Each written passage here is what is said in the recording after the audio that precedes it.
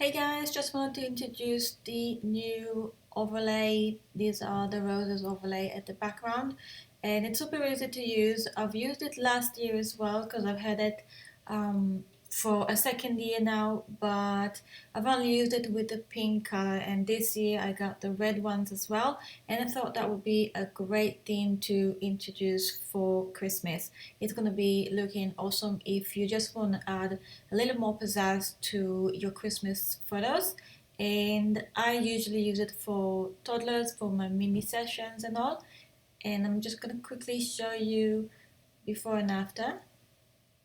That was literally like 2 minutes work just to do, just to add that overlay to this image. This image, what it's not a new image. It's from last year. I wasn't actually planning on using this overlay on it. And please excuse my most beautiful little girl grumpy face. She did not want to take these photos, and it took me ages to just make her smile, which I did at the end. But I do admit I also like that grumpy little face, so I do decide to edit photos that are not as perfect. Just because it's my little girl, I'm okay. I can do it. And so I'm just going to show you how to do the edit. So I just drop it to here, make it smaller so you can see.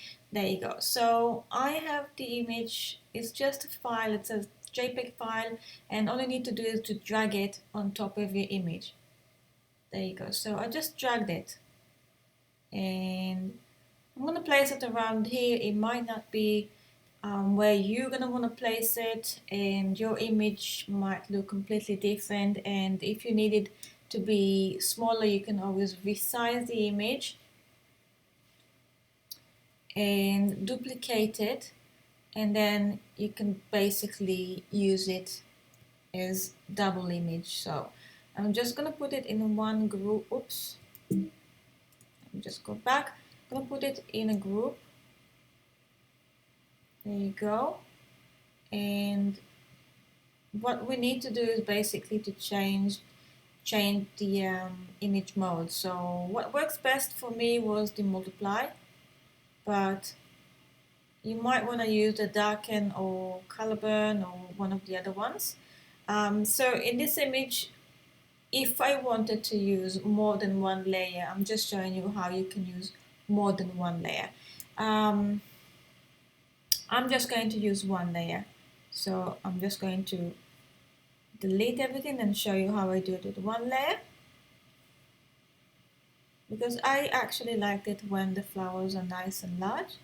At the background, clicking OK. Here, I'm going to move cut my image mode to multiply. And I'm going to open a layer mask right there. That's it.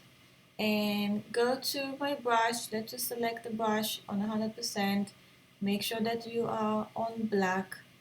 And I'm going to use a little more hardness on the brush in this case. And I'm going to make the brush a little bigger as well. And that's it. Just simply paint and remove everywhere that doesn't look like you want it to be. I'm going to quickly do it roughly, so please excuse my rough edit. There you go, quick. And around the chair as well. Go around the chair, I want to show the chair as well. There you go. So it kind of looks like it's behind the chair. And just want to point that because of the chair is a little bit blurry there, so it would make much more sense if the flowers would be also blurry, because it just gives a more accurate depth of field, and that's what we're going to do next. Sorry, there you go. Trying to make it look a little better on the side here. I'm going to take a softer brush and a slightly bigger as well. Oopsie daisy, slightly bigger, and just remove around here as well. Now if you're not sure where you did things or not, just click on the little shift that, no it's not, it's like a little cross, I don't know how you call it, it's just the button on top of the enter. and then you can see where you've already used. There you go, you see how I missed something just around there? Click it again and it will take you back to where you were. So I'm just trying to make everything look a little more natural around the edges. So a little bit here and there, just quickly going around making it look natural. And there you go. So I'm pretty happy with this sort of selection.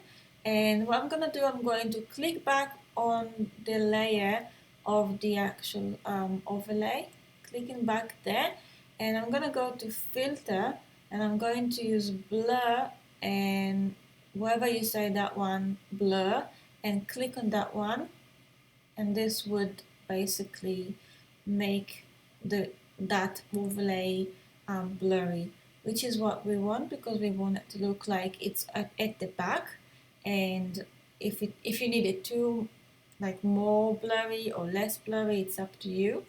Just sort of find the right point that will make sense with how your image is looking like. Like if my image here is really blurry with the chair, it would just make more sense if it would be slightly more blurry, because it would be more at the back.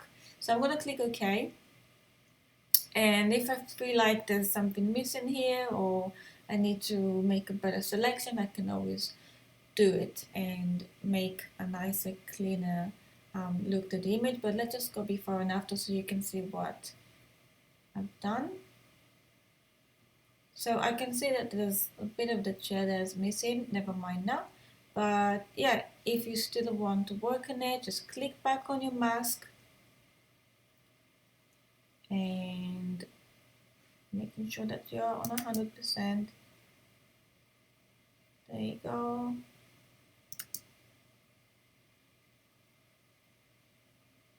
Just making everything look a little more nice and natural. And that's pretty much it. And I'm just thinking if there's anything else that I would like to do, but I don't think so. I think it looks okay. And of course, if you need to add some color filter or something like that, do that, and just make sure that you're standing on the right layer. And that's pretty much it. I think I did a pretty good job, and it's literally just like a 2 minutes work. And if I do sessions that feels that I want to add a little more to my client, just to make the images look a little more pizzazzed, yeah, so that's definitely a good overlay to use. I've also used the pink ones. Basically, it's the same overlay. I just changed the color of the red to pink, and also used it for maternity images. So it's pretty versatile, and you can definitely make nice creations with it. So thank you so much for watching, and let me know if you guys have any questions. That's it. Thank you. Bye.